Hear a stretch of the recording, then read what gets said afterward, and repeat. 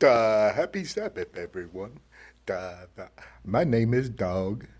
Uh, we're going to be talking today's story about anchors, but we're not going to be talking about the kind of anchors that ships use or boats. The story is titled The Golden Anchor. Did you know that several species of shellfish produce the golden strand with which they anchor themselves to a solid object? As a group, the strands are called byssus. The pin shell found in the Mediterranean waters is the most famous of these creatures because its golden byssus is collected, then separated into strands, and then gets woven into souvenir garments. But perhaps the more interesting is the byssus of the common blue mussel. The, it's a very abundant shell of northern waters. There's a narrow groove running along the mussel's foot that ends at a gland secreting a glue-like substance. Now, it uses this substance to anchor itself. And to do that, the mussel places its foot against a solid object, and then it forces this sticky glue-like secretion, which is really a true plastic, along the groove. The glue adheres and hardens on contact, and the mussel slowly withdraws its foot, spinning the strong cable.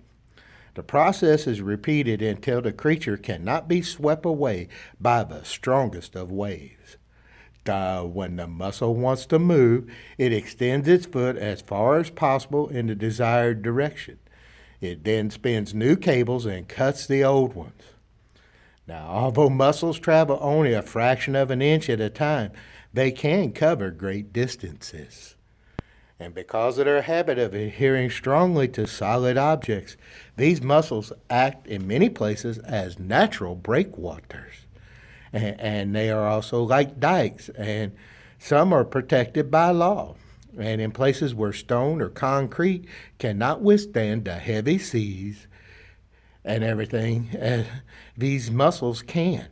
These creatures are an excellent means of preventing mud banks and from preventing shores from being washed away. Now, as an added advantage, if a break does occur, it is soon repaired by the mussels themselves. Now, sometimes we've heard frequently sung into churches, will your anchor hold in the storm of life?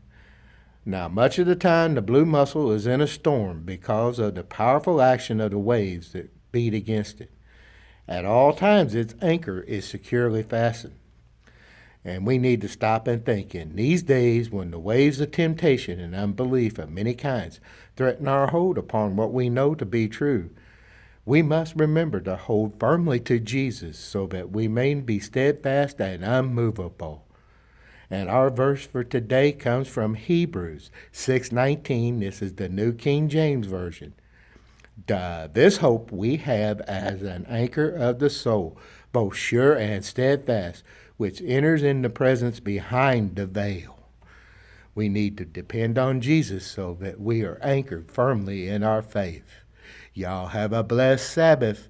Next week, my friend Pete will be the one doing the story. You'll like his. Happy Sabbath.